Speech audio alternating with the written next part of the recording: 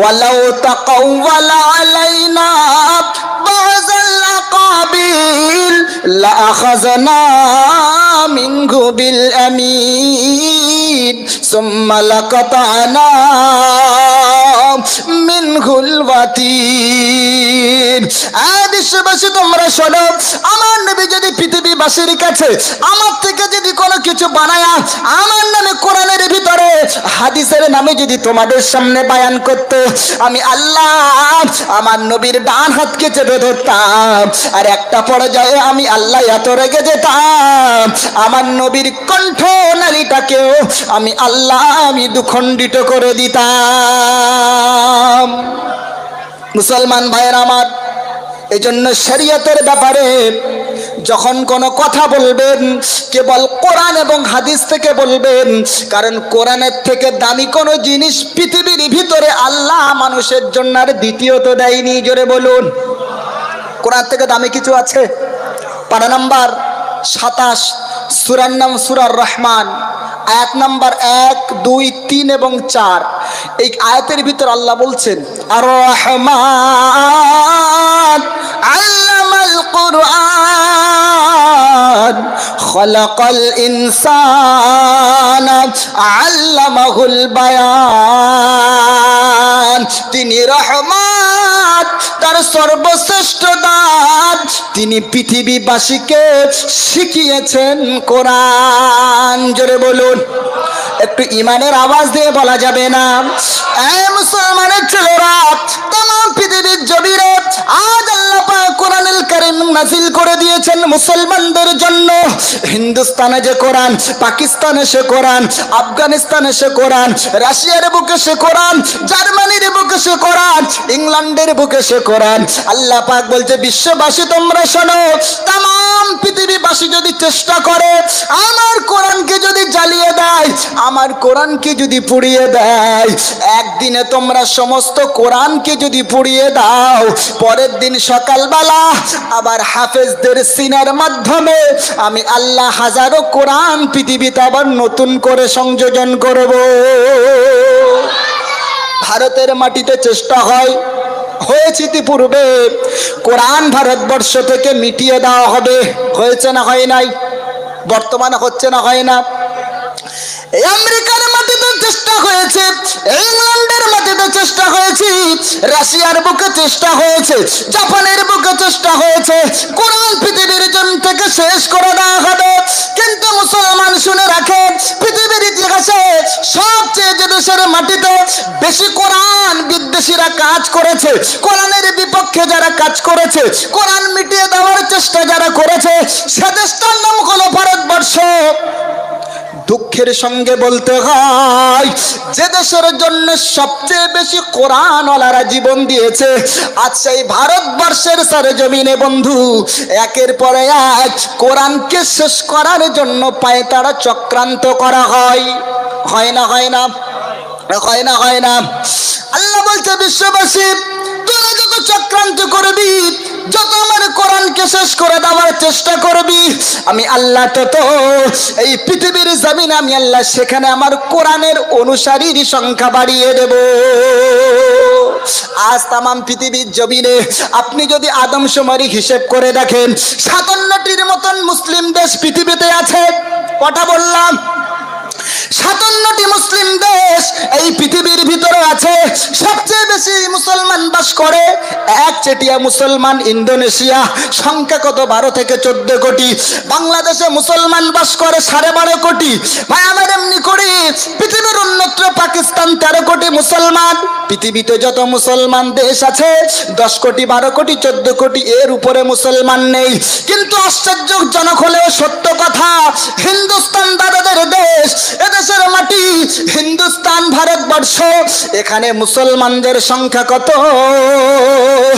আদমশুমারি সংখ্যা বলতেছে এই হিন্দুস্তান দাদাদের দেশে কিছু কম বেশি 20 থেকে 24 কোটি মুসলমান বাস করে।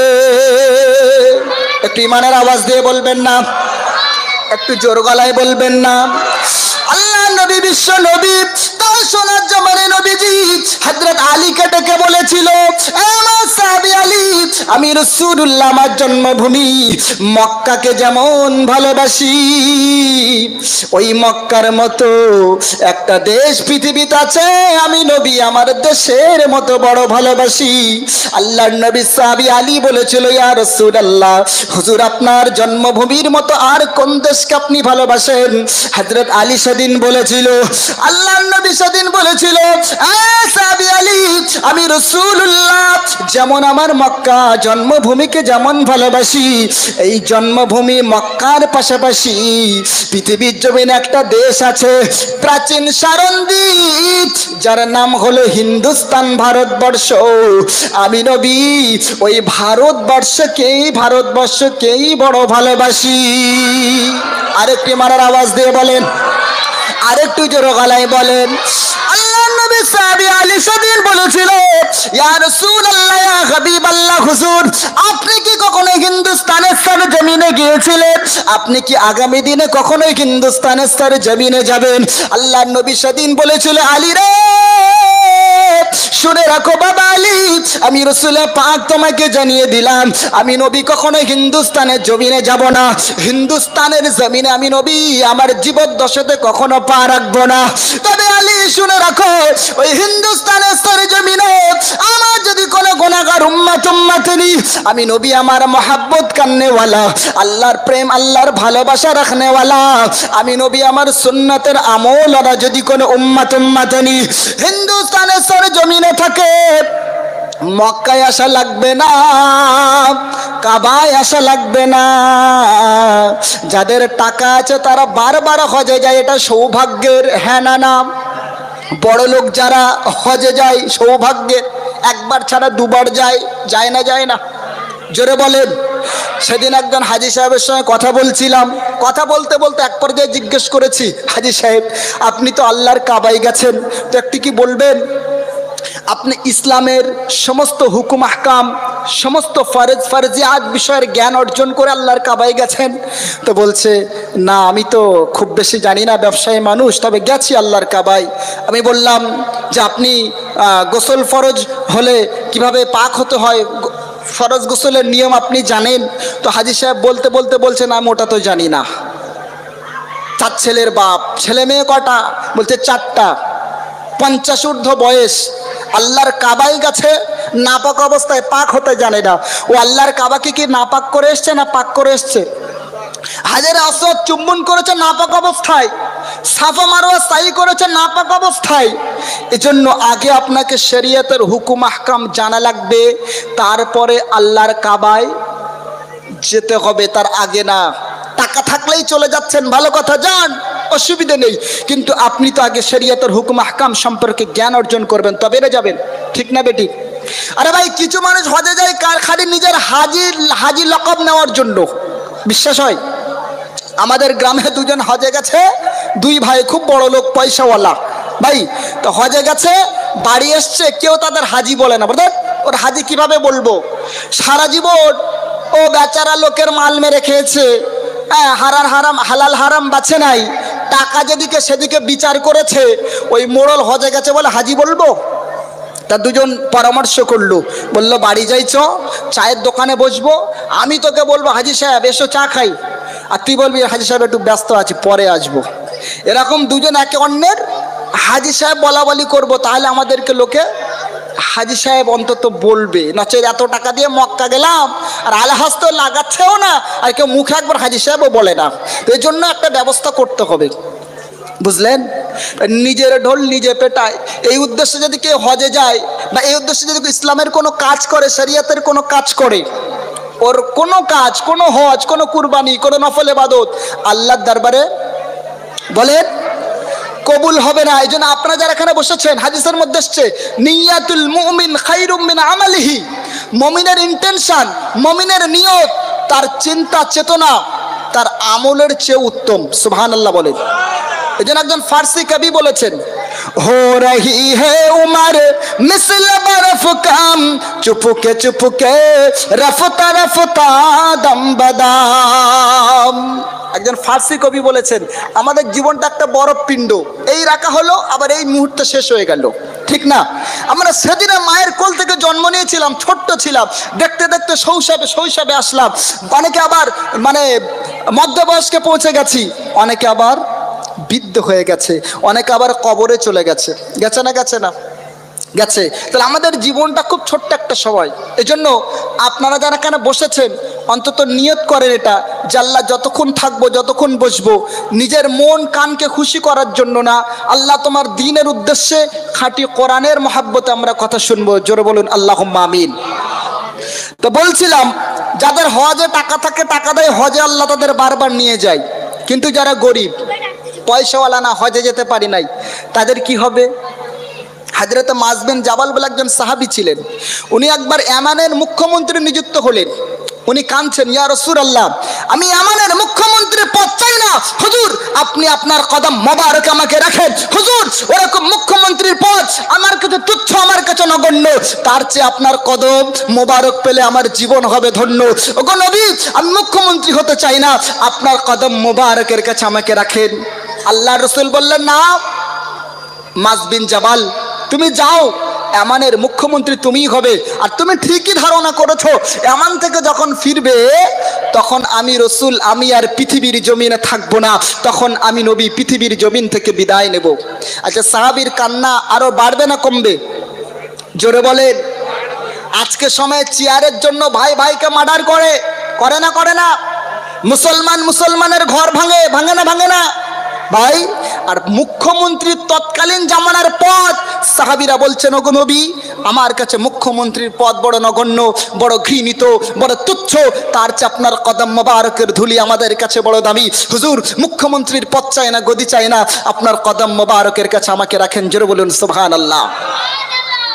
আল্লাহর নবী তখন মুআয বিন জাবালকে ডেকে বলেছিলেন, এ মুআয বিন জাবাল তুমি শোনো, এ মুআয বিন জাবাল, আমি রাসূলের পাক জানিয়ে দিলাম, তুমি যেখানেই থাকো না কেন, পৃথিবীর যে প্রান্তে তুমি বসবাস করো না কেন, পৃথিবীর যে প্রান্তেই তুমি থাকো না কেন, আমার গরীব উম্মত উম্মাতানি যারা হজ পাকে আসতে পারবে না, হিন্দুস্তানের সরজমিনে দক্ষিণ 24 পরগনার গুনাহগার উম্মত উম্মাতানিরা হজ পাকে আসতে পারবে না, আমি নবী আমার জিয়ারতে তারা আসতে পারবে না, কিন্তু তারা যদি তাদের ভিতরে, তাদের হৃদয়ে যদি আমি নবী আমার প্রেম থাকে, ভালোবাসা থাকে, সুন্নতের আমল যদি তাদের ভিতরে থাকে, ও মুআয বিন জাবাল তুমি শোনো, আমি রাসূল পাক বলে দিলাম, ইন্নাল আউলান নাস বিয়াল মুত্তাকুন, পৃথিবীর যে প্রান্তরে থাকুক না কেন, পৃথিবীর যে দেশে বসবাস করুক না কেন, ওদের অন্তরের ভিতরে হুব্বে রাসূল, রাসূলের প্রেম যদি থাকে, আল্লাহ নবীর সুন্নতের আমল যদি থাকে, নবী স্পষ্ট জানিয়ে দিলেন, ওরা পৃথিবীর যেখানেই বসবাস করুক না কেন, আমার রহমতের নজরের দৃষ্টির ভিতরে থাকবে। একটু ইমানের আওয়াজ দিয়ে বলা যাবে না? আর একটু ভালোবাসা দিয়ে বলা যাবে না?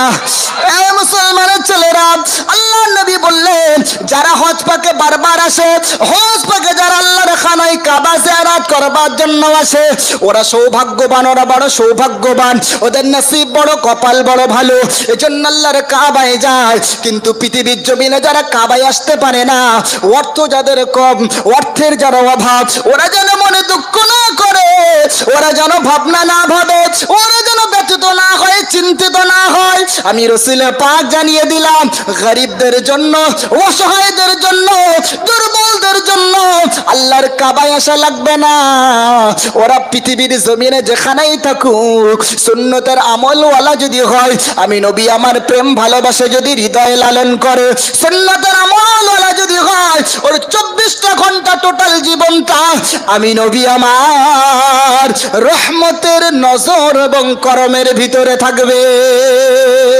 একটু ইমানের আওয়াজ দিয়ে বলা যাবে না? আর একটু জোরে বলা যাবে না? এই মুসলমানের ছেলেরা, এই জওয়ান যুবকেরা শুনে রাখুন, আল্লাহ নবীর টোটাল জীবনটা উম্মতের চিন্তায়, উম্মতের ফিকরে নবী কেটিয়ে গেছেন। আল্লাহ নবী তো শোনা জবানে জানিয়েছেন, পৃথিবীর জমিনে ভারতবর্ষটা, ওই ভারতবর্ষ নবী দোয়া করেছিলেন, আজ নবীর দোয়ার উসিলায় ভারতবর্ষের সরজমিনে পৃথিবীর সব দেশের চেয়ে বেশি আল্লাহ নবীর উম্মতের সংখ্যা হলো ভারতবর্ষ। কারণ এই ভারতবর্ষের জমিনে সৃষ্টির প্রথম নবী, সৃষ্টির প্রথম মানুষ নাম হলো হযরত আদম। ওই আদম আলাইহিস সালাম জান্নাত থেকে যেদিন পৃথিবীর জমিনে নেমেছিলেন, যে দেশের মাটিতে উনি নেমেছিলেন, যে জায়গায় উনি নেমেছিলেন, সেটাও তো ছিল আমাদের ভারতবর্ষ, সেটাও তো ছিল হিন্দুস্তান, সেটাও তো ছিল এই আমাদের মাতৃভূমি স্বদেশ ভারত ভূমি, সেটাও ছিল আমাদের জন্মস্থান ভারতবর্ষ। একটু ইমানের আওয়াজ দিয়ে বলা যাবে না? একটু জোর গলায় বলা যাবে না? ভারতবর্ষের জমিনে আজ একদল মানুষেরা বলতে চাচ্ছে যে ভারতে মুসলমান বিদেশি, ভারত মুসলমানদের স্বদেশ নয়। কথাটা কি সত্য কথা? বিদেশ থেকে আসলে যদি বিদেশি বলা হয়, তাহলে পৃথিবীর অন্য দেশ থেকে আসা আর্য জাতি যারা ভারত থেকে, বাংলাদেশ থেকে যারা এসেছে ভারতে বসবাস করছে, পাকিস্তান থেকে এসে যারা ভারতে বসবাস করছে, তাদেরকে বিদেশি বলা যাবে? জোরে বলেন না। কারণ তারা এদেশেই তাদের মাতৃভূমি, ভারত ছাড়া তাদের অন্য কোনো স্বদেশ নেই। ইংরেজদেরকে বিদেশি বলা হতো কারণ ইংরেজদের স্বদেশ ছিল যার নাম হলো ইংল্যান্ড। ওরা অন্য দেশ থেকে এদেশে জোর করে এসে বসেছিল, তাই ওদেরকে বিদেশি বলা হতো। আর আমরা ভারতীয়, ভারতবর্ষের মুসলমান, আমাদের পৃথিবীর অন্য কোথাও আমাদের স্বদেশ নেই। তাই এই স্বাধীন সার্বভৌমত্ব ভারতবর্ষই হলো আমাদের একমাত্র স্বদেশ। যারা বলে ভারতের মাটিতে থাকতে হলে জয় শ্রীরাম বলতে হবে, আমি তাদেরকে বলতে চাই যে দেশ যখন ভাগ হয়েছিল, সর্দার বল্লভভাই প্যাটেল, পণ্ডিত জওহরলাল নেহরু, গান্ধীজি এনাদের মতামত নিয়ে যখন মোহাম্মদ আলী জিন্না দেশ ভাগ করেছে, আপনারা ইতিহাস অনেকে জানেন, জানেন না? জানেন না? জানেন। তখন যারা পাকিস্তানপন্থী ছিল, পাকিস্তানকে যারা ভালোবাসতো তারা পাকিস্তানে চলে গেছে, যারা বাংলাদেশকে ভালোবাসতো তারা বাংলাদেশের সরজমিনে চলে গেছে, আর কিছু মুসলমান হিন্দুস্তানের সরজমিনে রয়ে গেছে। ওই মুসলমানেরা সেদিন এই চিন্তা মাথায় নিয়েছিল, এই ভারতবর্ষের সরজমিনে আমাদের পূর্বপুরুষরা শায়িত রয়েছে, আমাদের ওলামায়ে কেরাম এদেশের জন্য জীবন দিয়েছে, এদেশের জন্য তারা প্রাণ বলিদান দিয়েছে। হাজার নয় লক্ষ মানুষ মুসলমান ওলামায়ে কেরাম এদেশের মাটিতে শায়িত রয়েছে। তাই আজ বিজ্ঞানী একজন দার্শনিক তিনি বলছেন, ভারতবর্ষের সরজমিনে প্রতিটি জায়গায় জায়গায় যদি আজও ল্যাবরেটরির ভিতরে দিয়ে ভারতবর্ষের মাটি পরীক্ষা করা হয়, তাহলে সেটা আজও প্রমাণ পাওয়া যাবে ল্যাবরেটরির মাধ্যমে যে সেখানে পর্যন্ত মুসলমানদের রক্ত সেই মাটির সঙ্গে, ভারতের ইঞ্চি ইঞ্চি মাটির সঙ্গে মিশে আছে। জোরে বলুন সুবহানাল্লাহ। একটু ইমানের আওয়াজ দিয়ে বলা যায় না? যারা বলে ভারতবর্ষে থাকতে গেলে জয় শ্রীরাম বলতে হবে, ভারত আমাদের মাতৃভূমি, আমরা বলি ভারত শুধু মাতৃভূমি না, ভারত মাতৃভূমির সাথে সাথে পিতৃভূমিও বটে।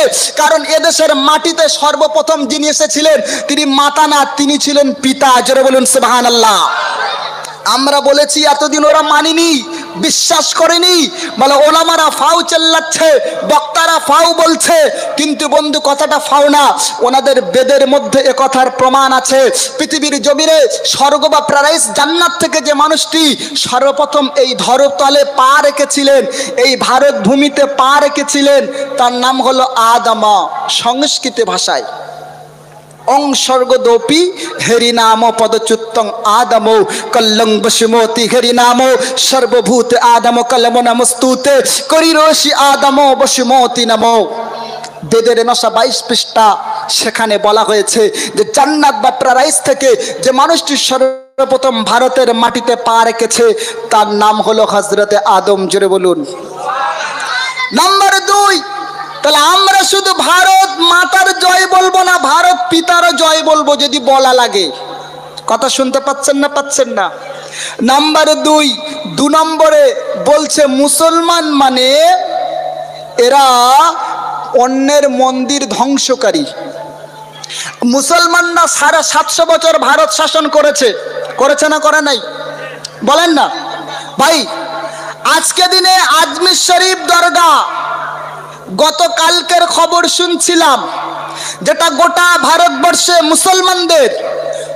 মুসলমানদের মুসলিম তীর্থস্থান 1 নম্বরে যেটা আছে, যেটা হিন্দের অলি খাজা বাবা গরিবে নওয়াজ মাইনুদ্দিন চিশতি সঞ্জি আজমিরি যে মাটিতে শায়িত আছেন, ওই আজমির শরীফের দরগা, সেটাকে এক শ্রেণীর হিন্দুত্ববাদী নেতারা দাবি করছেন যে ওর নিচে শিব মন্দির ছিল। কি দাবি করছে? এরা শুধু মুসলমানদের মন্দিরগুলো টার্গেট করছে তা নয়, একজন হিন্দু দাদা সাংবাদিক উনি বলছেন যে গোয়ার মাটিতে যত গির্জা আছে সেখানে ওই হিন্দুত্ববাদী কিছু নেতারা দাবি করছে সেখানেও শিব মন্দির আছে বলে ওদের সন্দেহ মনে হচ্ছে, আশঙ্কা হচ্ছে।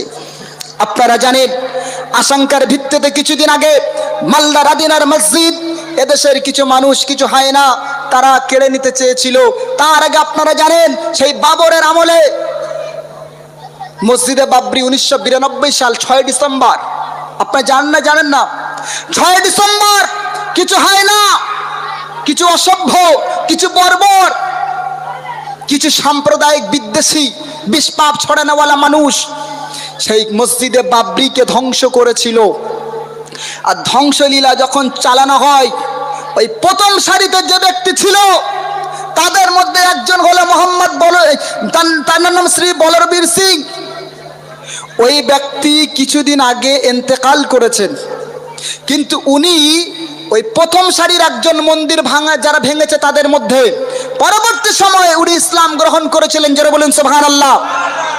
যার হাতে ইসলাম গ্রহণ করেছিলেন তার নাম হলো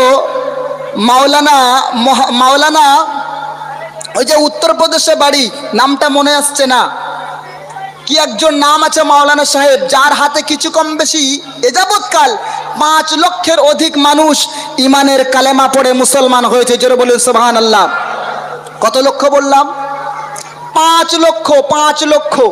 ভাই উনি মুসলমান, এখন হায়াতে আছেন উত্তরপ্রদেশের ফোরাত মুজাফফরনগর জেলার ফোলাদ গ্রামে ওনার বাড়ি, নামটা আমার মনে আসছে না, 5 লক্ষর কাছাকাছি। ওনাকে পুলিশ অ্যারেস্ট করে ধরে নিয়ে গেছে উত্তরপ্রদেশের মাটিতে। যখন ধরে নিয়ে গেছে সেখানে উত্তরপ্রদেশের যোগী আদিত্যনাথের প্রশাসন, পুলিশ, তার যত মানে উচ্চ মানে আপনার বিচার ব্যবস্থার ঊর্ধ্বতম কর্মকর্তা যারা আছেন সকলের সামনে ওনাকে জিজ্ঞেস করা হচ্ছে, মাওলানা সাহেব আপনার বিরুদ্ধে জোর করে ধর্মান্তরণ করার অভিযোগ আনা হয়েছে, আপনি যাবৎকাল নাকি 5 লক্ষের মতো অধিক মানুষ মুসলমানকে মুসলমান বানিয়েছে, কথা কি সত্য? মাওলানা সাহেব তখন জবাব দিয়ে বলছেন, তার ইমানি জবাবটা শুনে নেন, অবাক হবেন। বলে আমার আফসোস, আমার হাতে কতজন অমুসলমান কালেমা পড়ে মুসলমান হয়েছেন তার এক্স্যাক্টলি সাবজেক্টটা বা তার সংখ্যাটা বলতে পারবো না, কিন্তু আমার দুর্ভাগ্য আমার বর্তমান পৃথিবীর মধ্যে 750 কোটি মুসলমান বাস করে, তার মধ্যে 20 কোটি মুসলমান আর 500 কোটি অমুসলমান বাস করে। আমার দুর্ভাগ্য আমরা ব্যতীত যে ওই 500 কোটি মানুষের কাছে কালেমার দাওয়াত পৌঁছাতে পারলাম না। প্রতিদিন হাজার হাজার অমুসলমান, হাজার হাজার আমাদের ভাই যারা কলেমা ছাড়া মৃত্যুবরণ করে জাহান্নামের পথের পথিক হচ্ছে।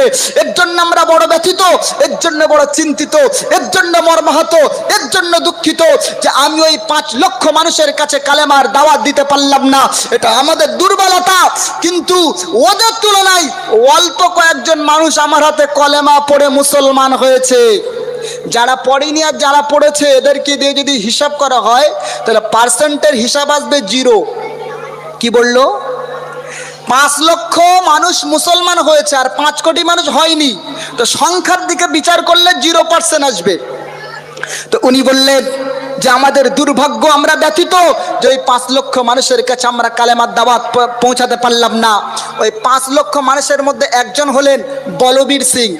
কি নাম বললাম? যিনি মসজিদে বাবরিকে ধ্বংস করেছিল। ভাই ওই বলবীর সিং পরবর্তীতে ইমানের কালেমা পড়ে মুসলমান হয়েছিলেন, জোরে বলেন সুবহানাল্লাহ। উনি বলেছিলেন আল্লাহ আমাকে আমার দ্বারাই আমার জাহালাতের কারণে, না জানার কারণে আল্লাহর একটা ঘরকে আমি ভেঙে বড় অন্যায় করেছি, বড় পাপ করেছি। এই পাপের বিসর্জন স্বরূপ হিসাবে আল্লাহ যদি আবার হায়াতে রাখে, আমি যতদিন হায়াতে থাকবো আমি আল্লাহর জমিনে আল্লাহর 100 ঘর নব প্রতিষ্ঠিত করবো। জোরে বলুন সুবহানাল্লাহ। একটু ইমানের আওয়াজ দিয়ে বলা যায় না? একটু জোর গলায় বলা যায় না? ভাই উনি ওনার জীবনে 99টার কাছাকাছি 80 থেকে 90টা মসজিদ করেছেন, আমাদের কাছে পরিসংখ্যান রিপোর্ট আছে।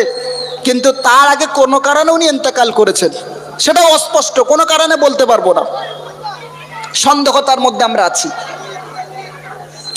মুসলমানের ছেলেরা মনে রাখুন, আজ তাই ভারতবর্ষের সারে জমিনে আদমি শরীফে খাজা মাইনুদ্দিন চিশতি সঞ্জির আজমিরি রহমাতুল্লাহ আলাইহির দরগার নিচে ওরা বলতেছে ওখানে শিব মন্দির ছিল, আমাদের সন্দেহ হচ্ছে, এজন্য কোর্টে তারা আপিল করলো।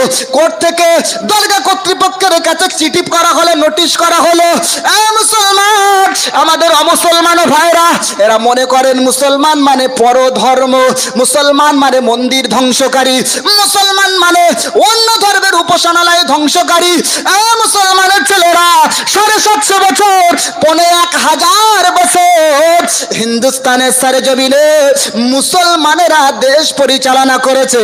এ বন্ধু এই 1000 বছরে, এ বন্ধু এই 750 বছর 750 বছরের ইতিহাসে একটাও মন্দির মুসলমানেরা ধ্বংস করেছে বলে ইতিহাসের পৃষ্ঠার কোনো প্রমাণ আজ পর্যন্ত ভারতবর্ষের কোন ইতিহাসবিদ দিতে পারে নাই। আর একটু জোরে বলা যাবে না? ইমানের আওয়াজ দিয়ে বলা যাবে না? এ মুসলমানের ছেলেরা, হিন্দুস্তানের সরজমিনে যদি মুসলমান এমনি করে অন্য ধর্মের উপাসনালয় যদি ভাঙতো, তাহলে আজ ভারতবর্ষের সরজমিনে ও মুসলমানদের কোনো ধর্মীয় স্থানের টিকে খুঁজে পাওয়া যেত না। আজও ভারতবর্ষের সরজমিনে গগনচুম্বী বিশাল বিশাল মন্দিরগুলো সগৌরবে সাক্ষ্য দেয় যে ভারতবর্ষের মুসলমানেরা এরা অন্য ধর্মের উপাসনালয় ভাঙে না, বড় এরা 750 বছর ধরে অন্য ধর্মের উপাসনালয় পাহারা দিয়েছে, সংরক্ষণ করেছে। আরেকটি মানের আওয়াজ দিয়ে বলা যায় না? সর্বপ্রথম যারা দুর্গা পূজা উদ্বোধন করেছিল সেটাও তো মুঘল সাম্রাজ্যের সম্রাটেরা। এ মুসলমান মনে রাখুন, কিছুদিন আগে বাংলাদেশের সরজমিনে আপনারা জানেন বড় গন্ডগোল চলছে, জানেন না? জানেন না? ওই বাংলাদেশের মাটিতে যখন গন্ডগোল চলে, বাংলাদেশের হাফেজে কোরআনরা, মাদ্রাসার ছাত্ররা, মাদ্রাসার শিক্ষকরা, মাদ্রাসার হুজুররা, সর্বোপরি মুসলমানেরা মন্দিরগুলোর সামনে লাইনে লাইন দিয়ে কাতারে কাতার দিয়ে হাতে হাত দিয়ে দাঁড়িয়েছিল। আর তারা বলেছিল আমাদের জীবন থাকতে আমরা হিন্দু ভাইদের, সংখ্যালঘু ভাইদের ধর্মীয় উপাসনালয়ে কোনো আঘাত আসতে দেব না। আরেকটু জোরে বলেন, আরেকটু জোরে গলায় বলেন। আজ সেই বাংলাদেশে আবার ঝামেলার এখনো শেষ হয়নি, চলছে, চলছে না? চলছে না? জোরে বলেন। আমাদের ভারতবর্ষে বাংলাদেশি ভাইদের চিকিৎসা বন্ধ করে দিয়েছে, তাতে দেয় দিক, আমাদের কোনো আপত্তি নেই। ভারতবর্ষের মাটিতে বাংলাদেশের গন্ডগোল তাদের অভ্যন্তরীণ বিষয়, সেটিকে ভারতে এনে ভারতবর্ষের মুসলমানদের উপর একটা চাপ তৈরি করার চেষ্টা চালাচ্ছে একদল মানুষ। ভাই, আমার দেশের মুখ্যমন্ত্রীকে আমি এজন্য ধন্যবাদ দেব। জি, আপনারা বলতে পারেন যে আমি কেন ওনার কথা বললাম, শুনলে বুঝবেন। বর্তমান পশ্চিমবঙ্গের মুখ্যমন্ত্রী মাননীয় মমতা বন্দ্যোপাধ্যায়, মমতা ব্যানার্জি, ওনাকে আপনার চেনেন। উনি শুধু হিন্দু বা কোনো মুসলমান কোনো জাতির নির্দিষ্ট করে মুখ্যমন্ত্রী না, যারাই ওনার রাজ্যে বসবাস করে প্রত্যেকটা আওয়াম, হিন্দু, মুসলিম, শিখ, ইসাই, মাঝি, কোল, ভিল, সাঁওতাল, আপামর জনসাধারণ প্রত্যেকের উনি মুখ্যমন্ত্রী। এখানে না? জোরে বলেন ভাই। মুখ্যমন্ত্রী মমতা বন্দ্যোপাধ্যায় ভারতবর্ষের ইতিহাসে, ভারত স্বাধীন হওয়ার পর থেকে দেশ যতগুলো সফল রাষ্ট্রনায়ক পেয়েছে, সফল শাসক পেয়েছে, সফল নেতানেত্রী পেয়েছে, তাদের মধ্যে অন্যতম একজন হলেন শ্রীমতী মমতা বন্দ্যোপাধ্যায়। যদি বলেন কেন, ভাই আমার না এই মুখ্যমন্ত্রী মমতা বন্দ্যোপাধ্যায়কে দেখলে মনে হয় যে আজ যাই হোক মুখ্যমন্ত্রী মমতা বন্দ্যোপাধ্যায় অহংকারী, স্বেচ্ছাচারী না, স্বৈরাচারী না, অত্যাচারী না, নির্বিচারী না। তিনি ভারতবর্ষের জমিনে দাঁড়িয়ে সদা সর্বদা সম্প্রীতির কথা, সৌহার্দ্যের কথা, ভ্রাতৃত্বের কথা, ভালোবাসার কথা, মেল বন্ধনের কথা, এটাই তিনি বলেন। বলে না? বলে না? যারা বলেন, আপনারা অবাক হবেন যে আমি কেন বলছি। আমার আগে কথা বলেছেন বক্তা সম্রাট মরহুম গোলাম আহমদ মর্তুজা সাহেব। আপনারা অনেকে তার চেনেন না? চেনেন না? এখানে ওনাকে চেনেন এরকম একজন কেউ আছেন? ওনাকে চেনেন এরকম কেউ আছেন? আমার মনে হয় নেই। সেই গোলাম আহমদ মর্তুজা সাহেব ভারতবর্ষের একজন বাগ্মী লেখক, যার লেখাগুলো পড়লে আপনি অবাক হবেন। এত বড় ইতিহাসবিদ, জানি না আমরা তাকে কতটা মূল্যায়ন করতে পেরেছি। মাসলাকটা আলাদা হতে পারে, তাই নিয়ে তার প্রতি ঘৃণা রাখবো, বিদ্বেষ রাখবো, এটা হতে পারে না। তিনি মুসলিম জাতির একটা অ্যাসেট, একটা সম্পদ, গোলাম আহমদ মর্তুজা সাহেব। ঠিক না বেটি? যারা তার লেখা বইগুলো পড়েছে আমার সঙ্গে তারা সহমত হতে পারবেন। ওই গোলাম আহমদ মর্তুজার লেখা বইগুলো আসামের মানুষ পড়ে, অবাক হবেন। আসামিদের ভাষা অহমিয়া ভাষা, আমি আসামে গিয়ে দেখেছি।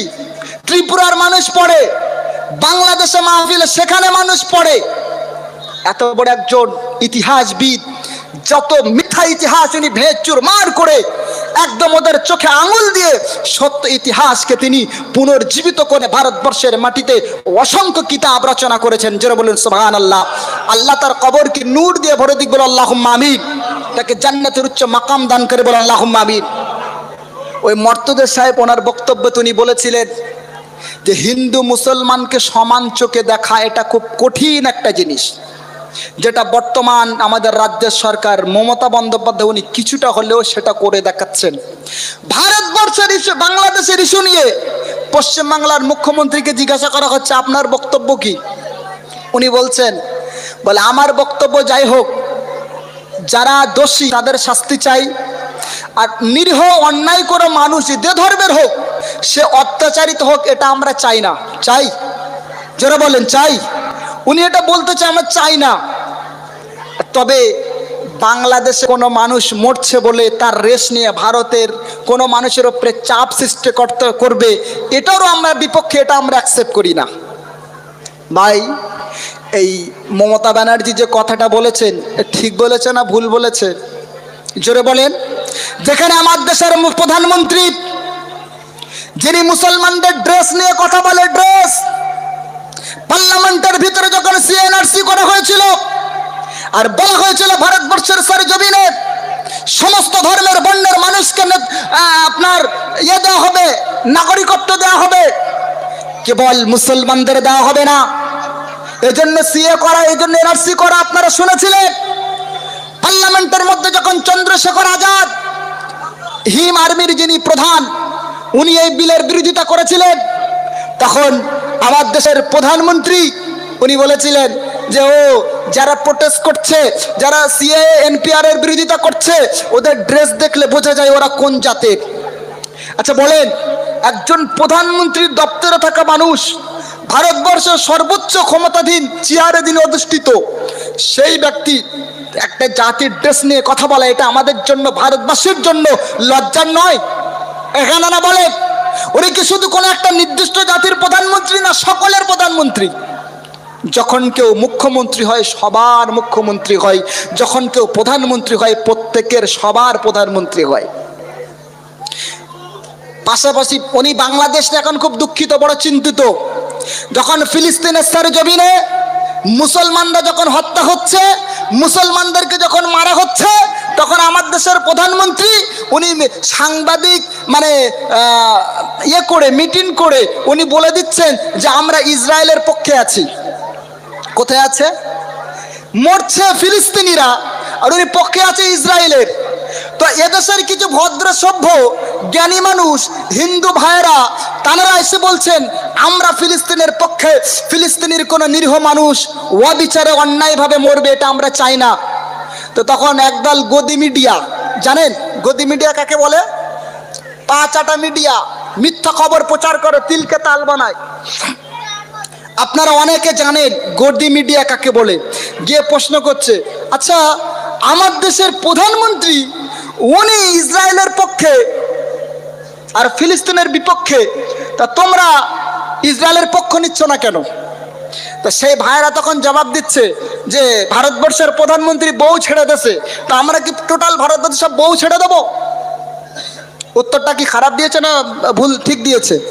যারা বলে উনি বউ নিয়ে সংসার করেনি, উনি বৈরাগী মানুষ, ধর্ম ত্যাগ করেছেন। তাহলে উনি ধর্ম ত্যাগ করেছেন বলে আমরাও ধর্ম ত্যাগ করে দিই নাকি? যখন জবাব দিয়েছে গদি মিডিয়া একদম চুপ হয়ে গেছে।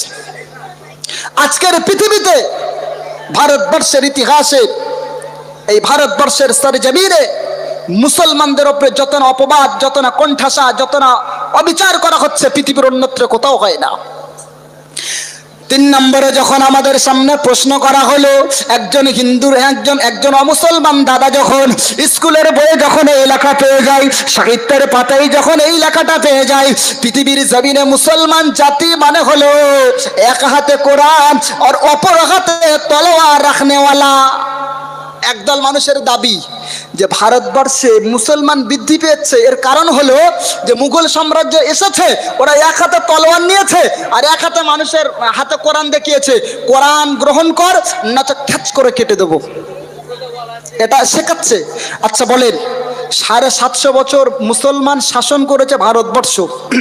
এই 750 বছরের ইতিহাসে যদি মুঘল সাম্রাজ্যবাদের নেতারা জোর করে যদি অমুসলমানকে মুসলমান বানাতো তরবারি দিয়ে, তাহলে আজকে ভারতবর্ষের সার জমিনে মুসলমান সংখ্যাগুরু তো অনেক দূরের ব্যাপার, একটাও অমুসলমান ভাইদের খুঁজে পাওয়া যেত না। জি, কিন্তু মুসলমানদের উপরে এটা অপবাদ দেওয়া হয়, মুসলমান কখনো তরবারি দিয়ে ধর্ম প্রচার করে নাই। কারণ তরবারি দিয়ে মানুষের বাহিক্য শরীরের উপরে জোর চালানো যায়, মনের ভিতরে জোর চালানো যায় না। যায় ইসলাম মানার না মানা সেটা তো মূলত মন বা অন্তর থেকে হয়, ভিতর থেকে হয়। কেউ মৌখিক স্বীকৃতি দেবে, কালেমা পড়বে, সে মুসলমান নয়। কালেমা মুখে বলবে, অন্তরে বিশ্বাস করবে, আর বাস্তব শরীরে তার প্রতিফলন ঘটাবে, তবেই সে প্রকৃত অর্থে একজন মুসলমান, নচেত সে মুসলমান নয়। মুসলমান করা কি জোর করে সম্ভব? আর তাই যদি হতো, মুসলমান যদি জোর করে বানাতো, তাহলে ভারতবর্ষের সার জমিনে আজ মুসলমান জাতি সংখ্যালঘু না সংখ্যাগরিষ্ঠতা পেত। কিন্তু ইতিহাস সাক্ষী দেয়, মুসলমানেরা এদেশের জন্য লাখো মুসলমান জীবন দিয়েছে। 750 বছর মুসলমানরা এদেশ পরিচালনা করেছে, কিন্তু 750 বছর ইতিহাসে অমুসলমানদেরকে প্রোটেকশন দিয়েছে, জোর করে মুসলমান বানায়নি। তাই আজও চিরদিন মুসলমান ভারতবর্ষের সরজমিনে সংখ্যালঘু রয়ে গেছে। সুবহানাল্লাহ বলেন, এই ইমানের আওয়াজ দিয়ে বলেন। ভাই, জোর করে মুসলমান বানাচ্ছে, মুসলমান জোর করে বানায় না। এ ব্যাপারে একবার প্রশ্ন করা হয়েছিল বিশ্বকবি Rabindranath ট্যাগরকে। He was returning from US, United States of America towards India. উনি আমেরিকার মাটি থেকে ইন্ডিয়াতে ফিরছেন। প্রতিমধ্যে ওনার কিছু ভক্ত গোল হয়ে ওনাকে ঘিরে ধরে জিজ্ঞেস করছে যে, sir, we have seen plenty of others people, they have Islam. আমরা পৃথিবীর মধ্যে হাজারো মানুষকে দেখছি যারা নিজ ধর্ম পরিত্যাগ করে ইসলাম গ্রহণ করছে, কিন্তু স্যার আমরা আজ পর্যন্ত তো কোনো মুসলমানকে দেখলাম না যে সে তার নিজ ধর্ম ছেড়ে দিয়ে, ইসলাম ছেড়ে দিয়ে অন্য ধর্মে চলে যাচ্ছে। এ ব্যাপারে আপনার বক্তব্য কি? প্রশ্ন করছে কাকে? রবীন্দ্রনাথ ট্যাগরকে। উনি তখন জবাব দিচ্ছেন, Islam has an ideal and spiritual book. This brought Prophet Muhammad, oh Almighty Allah, to this world to lead the humanity towards the right destination. বিশ্বকবি ওনার ভক্তদেরকে বলেছিলেন যে মানুষ ইসলাম গ্রহণ করছে প্রধানতম কারণ হলো ইসলামের ভিতরে এমন একটা কিতাব আছে, এমন একটা জীবন ব্যবস্থা আছে, লাইফ রুলস আছে, যেটা যদি কোনো মানুষ ডিপলি স্টাডি করে, যদি কোনো মানুষ পৃথিবীর মধ্যে জানতে চায় যে পৃথিবীর মধ্যে আল্লাহ বা স্রষ্টা তাকে কেন পৃথিবীতে পাঠিয়েছে, এই উত্তর সেই কিতাবটা গভীরভাবে আলোচনা করলে তার উত্তর পাবে। জোরে বলুন সুবহানাল্লাহ। একটু ইমানের আওয়াজ দিয়ে বলা যায় না? তার মধ্যে বলতে চাইলেন যে ইসলামের মধ্যে এমন এক পাওয়ারফুল কিতাব আছে, লাইফ রুলস আছে, জীবন ব্যবস্থা আছে, যার সাথে মোকাবিলা করার মতো দ্বিতীয় কোনো কিতাব পৃথিবীর জমিনে নেই। আর একবারে জোরে বলুন সুবহানাল্লাহ। একটা উদাহরণ আপনাদেরকে দিই। জাতিসংঘ বলে একটা ক্লাব আছে, 5টা পৃথিবীতে উন্নত দেশ আছে। 1 নম্বরে আমেরিকা, 2 নম্বর ব্রিটেন, 3 নম্বর রাশিয়া, 4 নম্বর চায়না, 5 নম্বরে আছে ফ্রান্স। এই 5টা দেশকে একত্রে বলা হয় বিটো পাওয়ারওয়ালা কান্ট্রি। মানে এদের কাছে এমন ক্ষমতা আছে, এরা পুরো বিশ্বকে পরিচালনা করছে। বিশ্বকে যদি বলে হ্যাঁ এটা করতে হবে তো সেটা করবে, আর যদি বলে না করা যাবে না তো নীরব দর্শকের ভূমিকা পালন করবে, মাথা নত করে সেটা মানতে হবে। এই 5টা উন্নত দেশের একটা দেশের নাম হলো ফ্রান্স। এই ফ্রান্সের একজন নাবিক ছিল যার নাম হলো মুসা বুকালবে। কি নাম বললাম? মুসা বুকালবে 12 বছর সমুদ্রের মধ্যে জাহাজ চালিয়েছে। কত বছর বললাম? 12 বছর পরে রিটায়ার হয়ে যাচ্ছে। 12 বছর পরে রিটায়ার হয়ে যাচ্ছে। তো ওই জাহাজের মধ্যে ওনার যারা সহকারী ছিলেন সবাই ওনাকে একটা করে হাদিয়া দেয়, গিফট দেয়। জীবনের মতো বিদায় হচ্ছে, রিটায়ার হয়ে গেছে, সবাই স্বাগত জানাচ্ছে। একজন মুসলমান যুবক, নাম তার আব্দুল্লাহ, বন্ধুর কাছে একটা কিতাব কোরআন শরীফ, ইংরাজি কোরআন, তার হাতে তুলে দিয়ে বলছে, বন্ধু, in fine plenty of time to study it, please study this spiritual book. বন্ধু, তুমি এখান থেকে যাওয়ার পরে অনেক সময় পাবে। অনুরোধ, মানুষ রিটায়ার হয়ে গেলে সে আর কোনো কাজ তার থাকে না, এ দোকানে ও দোকানে চা খায়, গল্প করে, এ মেয়ের বাড়ি ও মেয়ের বাড়ি, এ কুটুম বাড়ি ও কুটুম বাড়ি ঘুরে বেড়ায়, সময় অপচয় করে। কিন্তু বন্ধু, তোমার কাছে একটা কিতাব দিলাম যার নাম কোরআন শরীফ। এই কোরআন শরীফটা যখন সময় পাবে একটু পড়বে। ও বাড়ি চলে গেছে, খ্রিস্টানীদের ছেলে মুসা বুকালবে। যা কাজ ছিল সব কমপ্লিট, সবার সাথে দেখা সাক্ষাৎ হয়ে গেছে। শেষবেলায় বন্ধুর কিতাবের কথা মনে পড়েছে। সেই তো বন্ধু একটা কিতাব দিয়েছে, খুলে দেখি। আপনারা জানেন, আমাদের যাদের একটু আধা কেতাব পড়া অভ্যাস, আমরা প্রথমে কেতাব লেখকের নামটা খুঁজি, যে কেতাব কে লিখেছেন নামটা খুঁজি। উনি কেতাব যখন উল্টেছেন, লেখকের নাম খুঁজছেন, কোনো নাম নেই। আশ্চর্য! কিতাব কেমন লেখক, কিতাব লিখেছেন আর শুরুতেই তার কোনো নাম নেই। মুসান্নিফ কে, রাইটার কে, কোনো কিছু বোঝা যাচ্ছে না। দ্বিতীয়ত সূচনাতে গেছেন, ওই কিতাব লেখক কি উদ্দেশ্যে কিতাব লিখেছেন এটা সূচিতে সংক্ষেপে লেখে প্রত্যেকটা লেখক। উনি সূচনাতেই গেছেন, সেখানেও দেখছেন কোনো সূচিপত্র নেই, তার পরিবর্তে সেখানে লেখা আছে ওয়ালিকাল কিতাবু লা রাইবা ফিহি, সেই কিতাব যার মধ্যে ভুল তো দূরের কথা, সন্দেহের অবকাশ পর্যন্ত নাই। জোরে বলুন সুবহানাল্লাহ। একটু ইমানের আওয়াজ দিয়ে বলা যায় না? আরে খ্রিস্টানীদের ছেলে, ও তো মুসলমান না, ও তো অবাক হচ্ছে, বলে কত বড় দাবি লেখকের, কিতাব লিখছে আর শুরুতেই বলছে যে আমার লেখক, আমার কিতাবের মধ্যে কোনো ভুল নেই, সন্দেহ নেই, ভুল তো দূরের কথা। কত বড় দাবি, কত বড় অহংকারমূলক বক্তব্য। উনি এবারে ভুল খোঁজার উদ্দেশ্যে কোরআনের পৃষ্ঠা উল্টালেন, বলে ঠিক আছে দেখি এই কিতাবের ভিতরে ভুল আছে কি না। এখন যে যে বিষয়ে জানে, যে কাজে ছিল, সেই বিষয়ের উপরে তার অভিজ্ঞতা থাকে। উনি তো সমুদ্রে 12 বছর জাহাজ চালিয়েছেন, তার মানে সমুদ্র সম্পর্কে ওনার একটা এক্সপিরিয়েন্স, অভিজ্ঞতা আছে, আছে না নেই?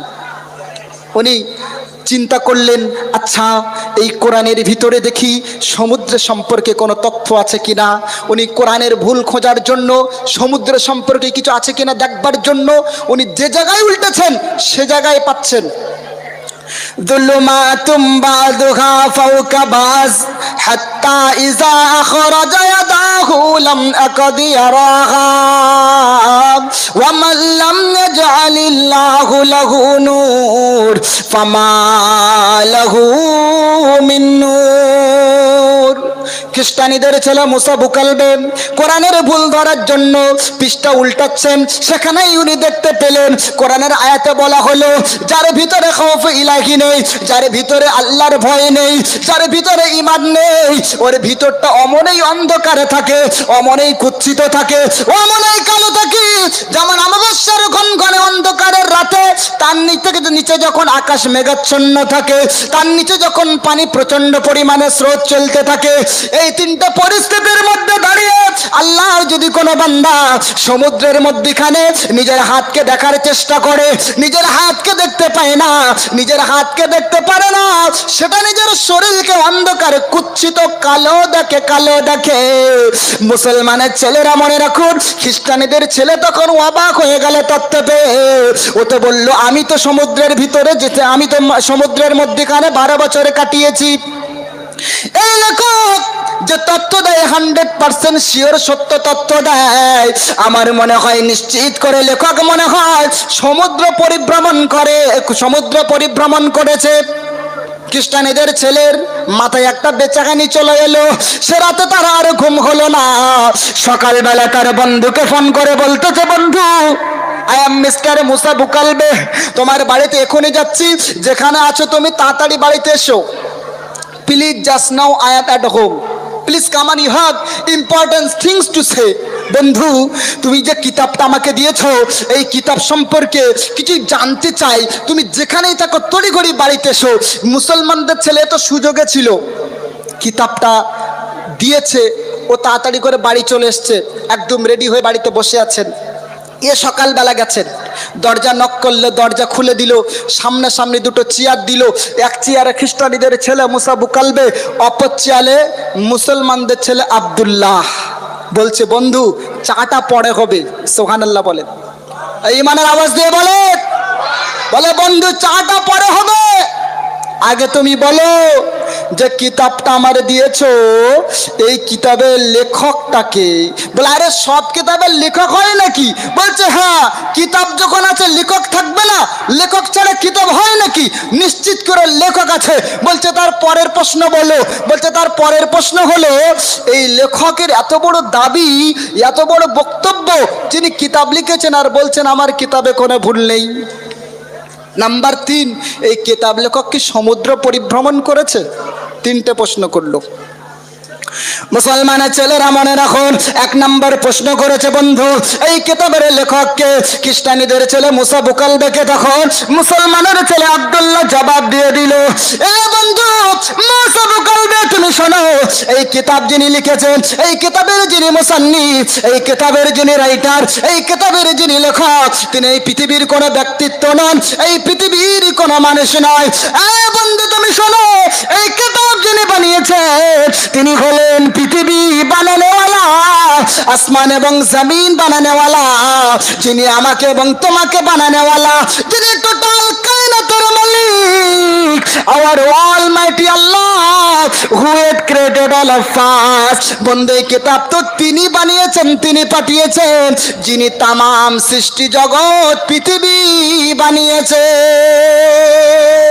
আরেকটু ইমানের আওয়াজ দিয়ে বলা যায় না? আরেকটু জোরে গলায় বলা যায় না? মুসলমানের ছেলেরা নাম্বার 2 নম্বরে প্রশ্ন করেছে, এই কিতাব লেখকের কত বড় দাবি, কত বড় বক্তব্য, তিনি কিতাব লিখেছেন আর শুরুতেই দাবি করেছেন আমার কিতাবের ভিতরে কোনো ভুল নাই।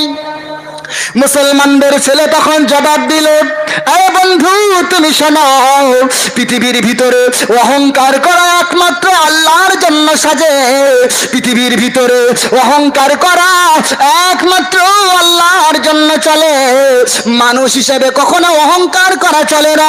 পৃথিবীতে তুমি বড় আলেম হয়েছ, কখনো কখনো অন্য আলেমের দ্বারস্থ তোমার হতে হবে। পৃথিবীতে তুমি বড় মালদার হয়েছ, অনেক অর্থের মালিক, এমন সময় আসবে অন্যের দ্বারস্থ তোমার হতে হবে, অন্যের কাছে হাত পাততে হবে। পৃথিবীর ভিতরে তুমি অনেক ক্ষমতাবান হয়েছ, কখনো কখনো এমন আসবে অন্যের ক্ষমতার প্রয়োজন তোমায় পড়বে। উদাহরণ একটা দিই, আমাদের পশ্চিম বাংলা থেকে একদল পার্টির নেতা কর্মী যাচ্ছেন কোথায়, আজমির শরীফ জিয়ারতে। রাস্তায় রোডে নামাজ পড়েছে, পুলিশ এসে তাদের কান ধরিয়ে সেখানে উঠবোস করালো, সব কটাকে ধরে জেলে পুরে দিয়েছে। অপরাধ কি? অন রোডে নামাজ পড়েছে। তাহলে এই ক্ষমতাবান ব্যক্তি নেতারা ওখানে গিয়ে অসহায় হয়েছে না হয়নি? দুর্বল হয়েছে না হয়নি? ওখানে কোনো ফোনে কোনো কাজ হয়নি। উত্তরপ্রদেশ রাজ্যের পুলিশ এদের কথা তো আর নেবে না।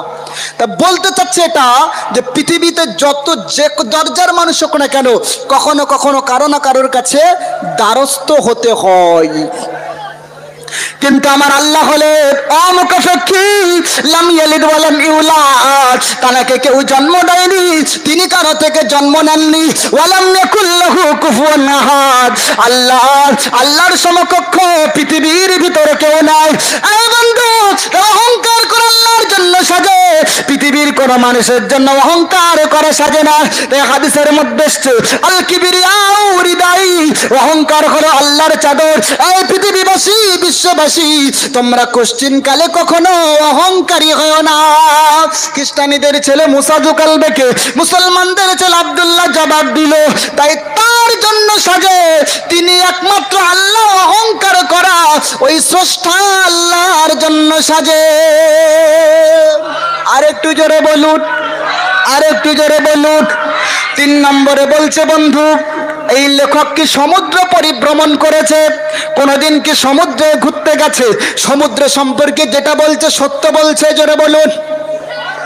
মুসলমানদের ছেলে আব্দুল্লাহ তখন জবাব দিল, বন্ধু তুমি শোনো, আসমান যিনি বানিয়েছে, জমিন যিনি বানিয়েছে, সমুদ্র যিনি বানিয়েছে, তিনি তো এই কিতাব বানিয়েছেন, তিনি তো এই কিতাব বিশ্ববাসীর জন্য পাঠিয়েছেন। অতএব যিনি সমুদ্রে পরিভ্রমণ করেছেন, সমুদ্র যিনি তৈরি করেছেন, তিনি সমুদ্র সম্পর্কে সত্য কথা বলবে, এটাই না যুক্তিযুক্ত, এটাই না বাস্তব কথা। বন্ধু, তাই সমুদ্র সম্পর্কে তিনি সঠিক তথ্যটা দিয়েছে। খ্রিস্টানীদের ছেলে মুসা বুকালবে সব শুনে বুঝে নেওয়ার পরে বলতেছে, বন্ধু আই বিলিভ, আমি বিশ্বাস করে নিলাম, is book is the greatest book, is the spiritual which brought prophet Muhammad almighty Allah to this world to lead the humanity to the right destination. আমি বিশ্বাস করে নিলাম, এটা স্রষ্টার প্রেরিত বাণী, কালাম ইলাহি। বন্ধু দেরি করো না, আমার হাতে একটু হাতটা ধরে নাও, আর ইমানের কালেমা পড়ে আমাকে মুসলমান বানিয়ে দাও। আরেকটু জোরে বলা যায় না? আরেকটু জোরে বলা যায় না? আজ যারা বলছে ভারতবর্ষের সার জমিন থেকে কোরআন মিটিয়ে দেব, এদের 14 পুরুষ চেষ্টা করেছে, বাপদাদারাও করেছে, পারিনি। আগামী দিনও পারবে না। হাওড়া জেলাতে এক জায়গায় গেছি, ছোট্ট একটা গ্রাম, গত বছরে ছোট্ট একটা মহল্লা, মুসলমান কয়েকটা, বাকি চারিদিকে বিশাল হিন্দু ভাইদের এলাকা। ওখানে সভা হচ্ছে, কোরআনের আওয়াজ ওখানে মাইকে চলবে না। বলা হচ্ছে কেন? বলছে কোরআন সাম্প্রদায়িক। ভাই, কোরআন যদি সাম্প্রদায়িক হতো, স্বাধীন ভারতে সর্বপ্রথম ভারতবর্ষের মাটিতে যে ব্যক্তিটা কোরআনের বাংলা অনুবাদ করেছিল, তিনি কোনো মুসলমান দাড়িওয়ালা নয়, কোনো মাওলানা নয়, কোনো হাফেজ সাহেব নয়, তিনি হিন্দু ভাইদের একজন সন্তান, নাম তার পণ্ডিত গিরিশচন্দ্র সেন, গিরিশ বাবু। আচ্ছা, কোরআন যদি সাম্প্রদায়িক হতো, তাহলে হিন্দু ভাইদের সন্তান কখনো কোরআন অনুবাদ বাংলা করত? জোরে বলেন, করত? আমি বললাম কোরআন নিয়ে ঝগড়া ঝামেলা করতে হবে না, কোরআন নিয়ে মারামারি করতে হবে না। চলো তাম ভারতবর্ষে যত ধর্মীয় গ্রন্থ আছে সব এক জায়গায় করো, আর কোরআনকে এক জায়গায় করো। করে তোমাদের হাওড়া জেলার যে হাওড়া ব্রিজ আছে, ওই হাওড়া ব্রিজের নিচে সমস্ত কিতাবগুলো ফেলে দাও, দেখি কার ধর্মগ্রন্থ আগে পৃথিবীতে আসে, যারটা আগে আসবে তারটা আমরা সত্য বলে মানবো। জোরে বলুন সুবহানাল্লাহ। আজ গোটা ভারতবর্ষের সমস্ত কিতাব যদি ফেলে দেওয়া হয়, এই চ্যালেঞ্জ যদি অ্যাকসেপ্ট করা হয়, বলুন আমাদের কাছে কোনো মায়ের লাল পারবে? কোনো বাপের বেটা পারবে? ইমানের আওয়াজ দিয়ে বলেন, পারবে না। পৃথিবীর ভিতরে ঈশ্বরচন্দ্র বিদ্যাসাগরের লেখা বর্ণ পরিচয়ের হাফেজ আজ পাওয়া পৃথিবীতে দুষ্কর আছে। কেউ পাবেন না যে তিনি বর্ণ পরিচয়ের শুরু থেকে শেষ পর্যন্ত মুখস্থ করে তার অন্তরে তিনি সংরক্ষণ রেখেছেন। আছে নাকি কেউ? কিন্তু আল্লাহু আকবার, আল্লাহর কিতাব 30 পারা, 114টি সূরা, 6466টি আয়াত, 3,32,215টি অক্ষর, 540টি রুকু, 7টা মঞ্জিল, 8 থেকে 12খানা সাক্তা, 12,000 জায়গায় কোরআন নাজিল হলো। ভাই, এত বিশাল বড় কিতাব, হাফেজের সংখ্যা 6 না, হাজার না, লাখো লাখো পৃথিবীর ভিতরে আছে। আল্লাহ পাকের হাফেজে কোরআন যারা হাফেজ হিফজ সংরক্ষণ, কোরআন সংরক্ষণ, তাদের অন্তরকে আল্লাহ বেছে নিলেন। তাই কবি বলেছেন, যদি আগুন লেগে ধ্বংস হয় পৃথিবীর সব বইয়ের দোকান, তবে বিশ্ব থেকে হারাবে না পবিত্র আল কোরআন। জোরে বলুন সুবহানাল্লাহ। মুসলমান ভাইরা আমার, কোরআন, এরা তো বাচ্চা বাচ্চা একটু একটু, এরা কি কোরআন মেটাবে? আরবি যাদের মাতৃভাষা, আরবি যাদের জবান, আল্লাহ তাদের চ্যালেঞ্জ করেছে। وَإِن كُنتُمْ فِي رَيْبٍ مِّمَّا نَزَّلْنَا عَلَى عَبْدِنَا فَأْتُوا بِسُورَةٍ مِّن مِّثْلِهِ وَادْعُوا شُهَدَاءَكُم مِّن دُونِ اللَّهِ إِن كُنتُمْ صَادِقِينَ। আল্লাহ বলে, মক্কার কাফেররা, তোমরা যারা আমার নবীর কোরআনকে বানানো বলো, আমার নবীর কোরআনকে তোমরা যারা অসত্য বলো, আমার নবীর কোরআনকে যারা তোমরা গণকের বানানো বলো, আমি আল্লাহ মুসলমানদের পক্ষ নিয়ে তোমাদের কাছে চ্যালেঞ্জ করে দিলাম, মক্কার কুফার কুরাইশরা, তোমরা যদি তোমাদের দাবির উপরে সত্যবাদী হয়ে থাকো, আমি আল্লাহ চ্যালেঞ্জ করছি, আমার কোরআনের মতো একটা কোরআন তোমাদের বানাতে হবে না, আমার কোরআনের মতো কোরআন তোমরা বানাতে পারবে না, কোরআনের 10 পারা সেটাও তো পারবে না, কোরআনের একটা পারার অনুরূপ পারাও তোমরা তো লিখতে পারবে না। আমি আল্লাহ তোমাদেরকে চ্যালেঞ্জ করলাম মুসলমানদের পক্ষ নিয়ে, পারলে তোমরা কোরআনের সবচেয়ে ছোট্ট সূরা, ওই সূরা কাউসারের অনুরূপ একটা সূরা বানিয়ে দেখিয়ে দাও। জোরে বলুন, আর একটু জোরে বলুন। আল্লাহ চ্যালেঞ্জ করছে কাদের? আরবি যাদের মাতৃভাষা, আরবি যাদের কথা, এরা তো বাংলা বুঝবে না। যারা হিন্দিওয়ালা বলছে কোরআনের 3 তালাক ব্যান করে দেওয়া হবে, বলছে না, বলে না, ওয়াকাফ কেড়ে নিতে চাচ্ছে, কোরআন সাম্প্রদায়িক গ্রন্থ যারা বলছে, এরা তো বাংলা বুঝবে না, এরা হিন্দি, আরবি কোত্থেকে বুঝবে না? কোরআন যাদের উপরে নাজিল হয়েছে ওই তাদেরকে আল্লাহ চ্যালেঞ্জ করছে, শুধু চ্যালেঞ্জ না, বলছে প্রয়োজনে আমার নবীদেরকে সাথে নাও, প্রয়োজনে কবিদেরকে সাথে নাও, প্রয়োজনে জিনদেরকে সাথে নাও, তোমাদের মধ্যে যত কবি আছে সবাইকে সাথে নাও, আর আমার কোরআনের মতো একটা কোরআন তোমরা বানাতে পারবে না, কোরআনের সবচেয়ে ছোট্ট সূরা তোমরা বানিয়ে দেখিয়ে দাও। কাবা শরীফের দেওয়ালের উপরে সূরা কাউসারের 3টা আয়াত লিখে টানিয়ে দেওয়া হলো, ইন্না আতাইনা কাল কাউসার ফাসাল্লি লিরাব্বিকা ওয়ানহার ইন্না শানিয়াকা হুয়াল আবতার। এই 3টে আয়াত যখন কাবা শরীফের দেওয়ালের উপরে টানানো হলো মুসলমানদের পক্ষ থেকে, আল্লাহ চ্যালেঞ্জ করলেন, অনুরূপ বানিয়ে দিতে পারলেই মুসলমানরা মিথ্যা প্রতিপন্ন হবে, আল্লাহর ধর্ম, আল্লাহর দ্বীন ইলাহি অসত্য প্রমাণিত হবে, মুসলমানরা লাতুজ জামানাতের ধর্ম গ্রহণ করবে। এত বড় চ্যালেঞ্জ 3টা আয়াত দিলে। সূরা কাউসার মুখস্থ আছে না কম বেশি সবার? আছে না নেই? এই কাউসারের কত বড়, খুব বিশাল বড় সূরা নাকি? বড় সূরা? ছোট ছিলাম কি না আনতে দেন। সব থেকে ছোট্ট সূরা হলো সূরা কাউসার। কি হলো? আনতে ছিলাম, একটু দরুদ পড়েন, আল্লাহুম্মা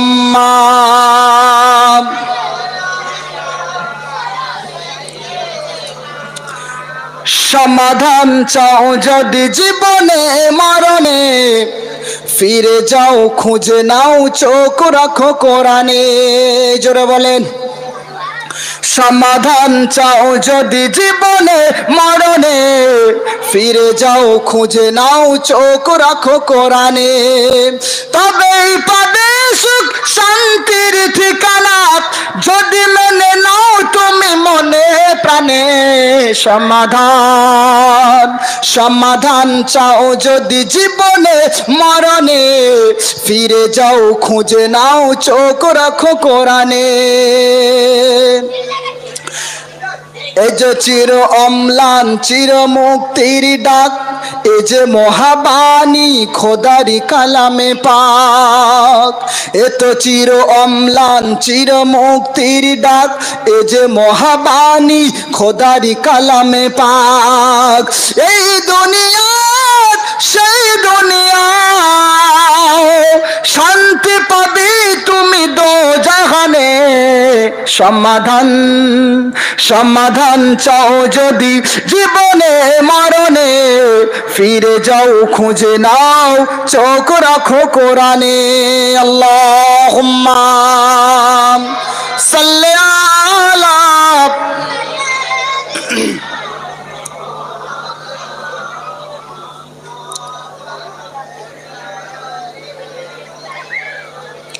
আরে তাকবীর দেন তো সবাই নারায়ে তাকবীর আরে জোরে জোরে আওয়াজ করতে হবে নারায়ে তাকবীর পিছনে সামনে মিলে একবার আল্লাহ নামের নারা দেন নারায়ে তাকবীর আমার সকল মুসলমান ভাই ব্রাদার ইসলাম কাবা শরীফের সাইন বোর্ডের সামনে যখন চ্যালেঞ্জ করা হলো সূরা কাউসারকে দিয়ে অনুরূপ সূরা বানিয়ে দাও তখন ইমরাউল কায়েসের বোন পৃথিবীতে বেঁচে আছেন আরবের মধ্যে সবচেয়ে বড় কবি যিনি জন্ম নিয়েছিল তার নাম হলো ইমরাউল কায়েস এর চেয়ে বড় কবি ইসলামের ইতিহাসে আরবদের মধ্যে আর কেউ জন্ম নেয়নি ওই এত বড় কবি কারো পায়ের ছাপ দেখে বলে দিতে পারতো যে এই রাস্তা দিয়ে কে হেঁটে গেছে সুবহানাল্লাহ বলেন এত বড় কবি উনি তখন মারা গেছেন কিন্তু ওনার বোন তখন হায়াতে আছে ইমরাউল কায়েসের বোনও বড় লেখিকা বড় সাহিত্যিকা আরবি ভাষার উপরে আরবি যাদের মাতৃভাষা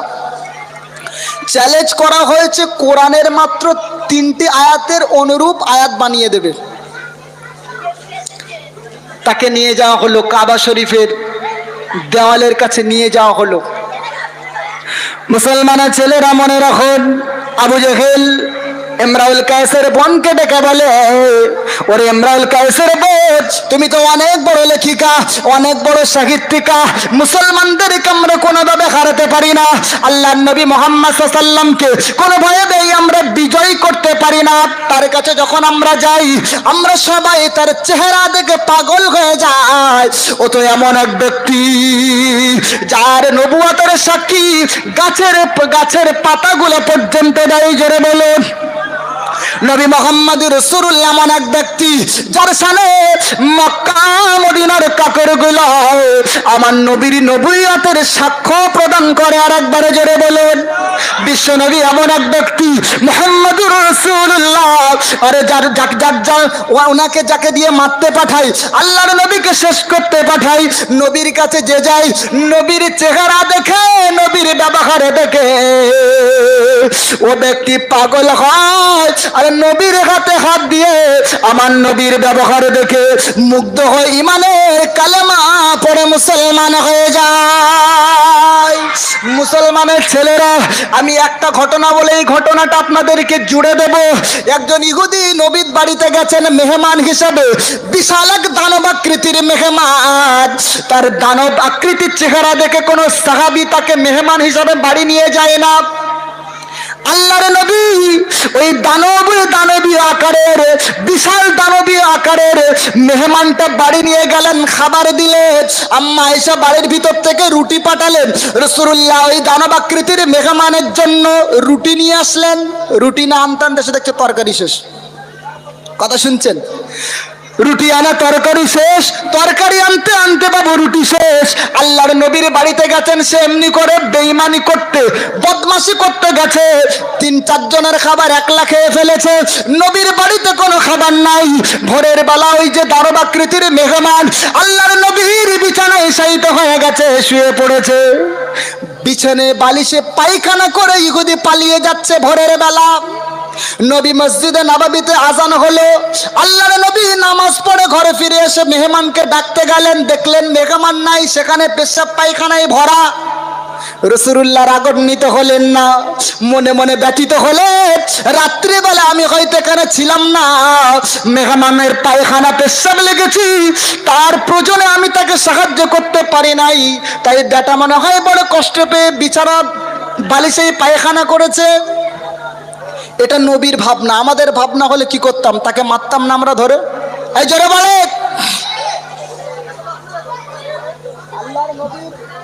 এই যে ব্যবহার নবী তার একটা ছুরি বা তার ব্যবহার কিন্তু একটা তলোয়ার ওটা আরবীয়দের ট্র্যাডিশন তার কাছে থাকতো ওখানে ফেলে চলে গেছে আল্লাহর নবী একজন সাহাবীকে ডেকে বললেন যাও একটা দ্রুতগামী ঘোড়া নিয়ে ওই মেহমানকে ধরো, তার তলোয়ারটাকে দাও, আর তাকে বলে দাও যে মোহাম্মদুর রাসূলুল্লাহ তোমার মেহমানদারি সম্পূর্ণভাবে করতে পারে নাই, তার জন্য তিনি ব্যথিত দুঃখিত।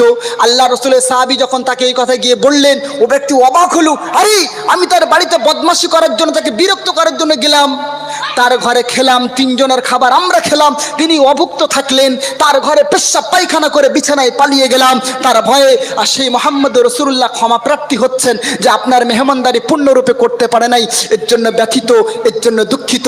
ওই ইহুদি অবাক হলো, উনি কাঁদতে শুরু করলেন আর রাসূলুল্লাহর দরবারে ফিরে এলেন, এসে আল্লাহর নবীকে বললেন, নবী আমাকে ক্ষমা করো আর আপনার কদম মোবারক আমার জায়গাটা করে দাও, আপনার হাতে হাত দিয়ে সত্য ইমানের কালেমার বাণীটা পড়িয়ে দাও। জোরে বলুন সুবহানাল্লাহ। শুরুতে যারা বলেছে ইসলাম তলোয়ার দিয়ে প্রচার হয়েছে, না বন্ধু না, এটা সত্য কথা নয়। ইসলাম প্রচার হয়েছে তো হয়েছে কেবলমাত্র আদর্শ, আখলাক, ব্যবহার, ভালোবাসা আর আদর্শ চরিত্র দেখে। জোরে বলুন সুবহানাল্লাহ। নবীকে কোনোভাবে ঘায়েল করতে পারছে না, কোরআনের 3টা আয়াত বানাতে পারলেই ব্যাস আল্লাহর নবীর মিথ্যা প্রতিপন্ন করা সহজ হবে।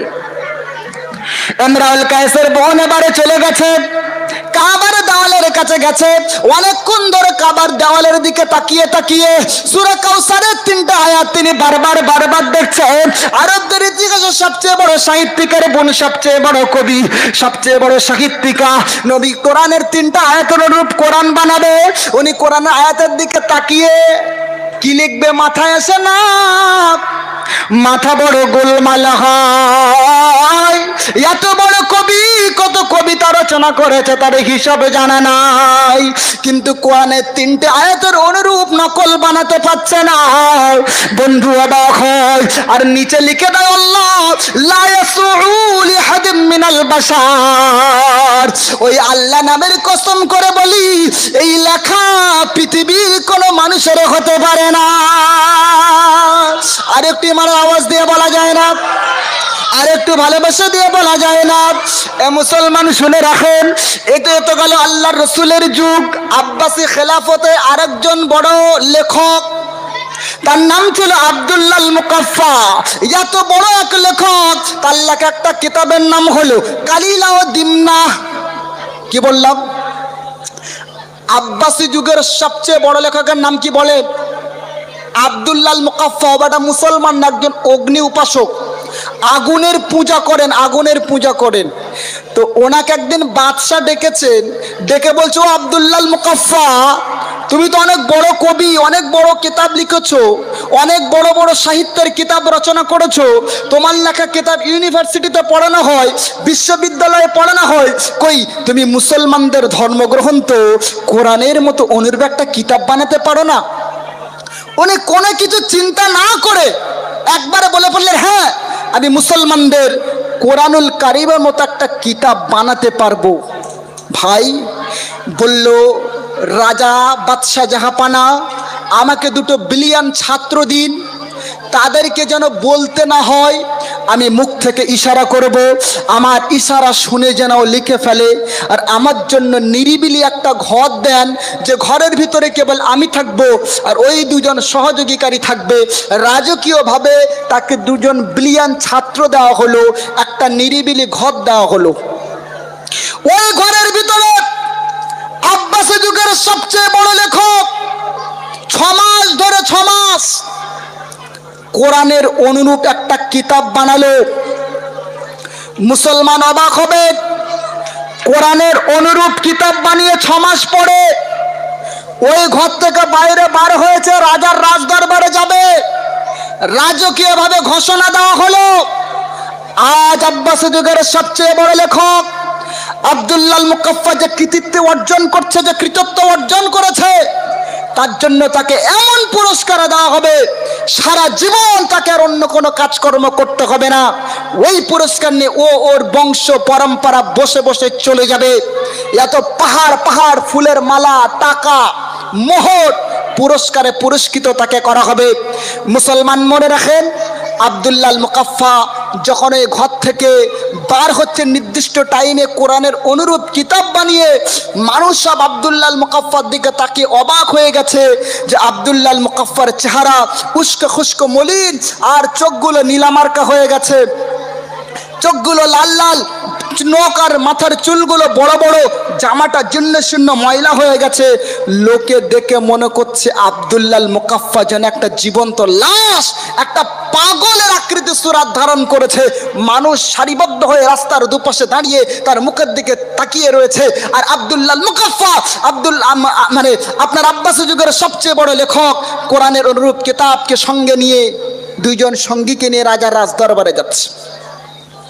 অবাক হয়ে যাবেন মুসলমানদের ছেলেরা, আব্দুল্লাহ মুকাফফা আব্বাসী যুগের সবচেয়ে বড় লেখক, কোরআনের সবচেয়ে বড় অনুরূপ কিতাব, অনুরূপণী কিতাব বানালেন। সঙ্গে করে নিয়ে রাজার রাজ দরবারে যায়। প্রতিমধ্যে দেখতে পাচ্ছে আল্লাহর এক বান্দা হাফেজে কোরআন, ছোট্ট বাচ্চা, রাস্তার পাশে বসে গুনগুন গুনগুন করে মধুর সুরে আল্লাহর কোরআনুল কারীমের আয়াত তেলাওয়াত করে। ওয়াকিলা ইয়া আরজুল ইমাকি ওয়া ইয়া সামাউ আকলি ওয়াকিদাল মাউ কুদিয়ারুল আমরু ওয়াসতাআত আলাল জুদি। এই কোরআনুল কারীমের আয়াতটা যখন আব্দুল্লাহ মুকাফফার কানে চলে এলো, আব্দুল্লাহ মুকাফফা কাঁপতে কাঁপতে কাঁপতে কাঁপতে জমিনেই বসে গেল। সঙ্গীদেরকে বলো, এই সঙ্গীরা, ওই যে বাচ্চা আল্লাহর হাফেজে কোরআন, কোরআন পড়ে, ওর কোরআন পড়া বন্ধ করতে বলো। আল্লাহর ওই বান্দা যখন কোরআন পড়ে, কোরআন পড়া বন্ধ করে দিল। আব্দুল্লাহ মুকাফফা একটু রেস্ট নিয়ে নিল, তারপর আবার হাফেজে কোরআনকে বলল, বাদা যালিক, আরে আল্লাহর বান্দা, আল্লাহর হাফেজে কোরআন, আবার তুমি আল্লাহর কোরআন পড়া শুরু করো। আল্লাহর হাফেজে কোরআন, আল্লাহর হাফেজে বান্দা আবার পড়া শুরু করলো। ওয়াকিল আয়াত আরজুল ইমাকি ওয়া ইয়া সামাউ আকলি ওয়াকিদাল মা ওয়াকুদিয়ারুল আমরু ওয়াসতাআত আলাল জুদি। আল্লাহর এই বান্দা যখন এই আয়াত যখন তার কানে সম্পূর্ণ পৌঁছে গেল, আব্দুল্লাহ মুকাফফা তখন বলে, এই সঙ্গীরা, আমরা যে আল্লাহর কোরআনের অনুরূপ কিতাব বানিয়েছিলাম, এই কিতাবটা মনে হয় রাজার রাজদরবারে আর পৌঁছানো সম্ভব হবে না। জায়গায় দাঁড়িয়ে গেলেন, সঙ্গীদেরকে বললে, সঙ্গীরা একটু আগুনের ব্যবস্থা করে একটু আগুন নিয়ে আসো। সঙ্গীদেরা একটু আগুন নিয়ে এলো রাজা রাজদরবারের সামনে। আব্দুল্লাহ মুকাফফা তখন কোরআনের অনুরূপ কিতাবে আগুন ধরিয়ে দিল। 6 মাসের পরিশ্রম নষ্ট করছে। সামনে রাজার রাজদরবারে যাচ্ছে না, রাস্তায় দাঁড়িয়ে আল্লাহর কোরআনের অনুরূপ কিতাবে আগুন ধরিয়ে দিয়ে চিল্লে চিল্লে বলতেছে, আল্লাহু লা ইয়াতি আল্লাহু লা ইয়াসউ আহাদিম মিনাল বাশার আন ইয়াতি বিমিসলি হাযাল কিতাব। আমরা আল্লাহ নামের কসম করে বলি, এই কিতাবটা পৃথিবীর কোন মানুষের লেখা কালাম নয়, এটা স্রষ্টার প্রেরিত কালাম। আর স্রষ্টার প্রেরিত কালাম পৃথিবীর কোন মানুষের পক্ষে নকল করা, হুবহু নকল বানানো কিয়ামত পর্যন্ত কোন মানুষের পক্ষে সম্ভব নয়। আর একটু জোর গলায় বলেন, আর একটু ভালোবাসা দিয়ে বলেন। তাহলে প্রথমে বলেছি আপনাদেরকে মূল কথা, যেখানে কোরআন থাকবে সেটা হলো নির্ভেজাল, আর কোরআন যেখানে থাকবে না সেটা হলো ভেজাল। পৃথিবীর মধ্যে যেখানেই আজ দেখবেন, জায়গায় জায়গায় সার্চ করে দেখেন, সব আছে প্রকৃত অর্থে কোরআনকে মানা হয় না, কোরআনের মহব্বত নেই, কোরআনের হক আদায় করা হয় না। প্রকৃত অর্থে কোরআন যে কারণে এসেছে সে কারণটা বাস্তবায়নের দিকে আমরা একটু খেয়াল করি না, দৃষ্টিপাত করি না। কোরআন আছে সামনে দেখি, কিন্তু কোরআনকে বাস্তব জীবনে অ্যাপ্লাই করার চেষ্টা আমরা কেউ করি না। আমার ছেলেটা হাফেজ হবে, আমি হাফেজ হব না। আমার ভাইটা মাওলানা হোক, আমার মাওলানা হতে লাগবে না। এরকম লোক আছে না নেই? বলেন, বলে আমি যা হয়েছি নষ্ট হয়েছি, অন্তত পক্ষে আমার ছোট ভাইটা নামাজি হোক। এরকম কিছু মানুষ আছে না নেই? এই কোরআন কি শুধু ছোট ভাইয়ের জন্য না আপনার জন্য? জোরে বলেন, কোরআন প্রত্যেকের জন্য।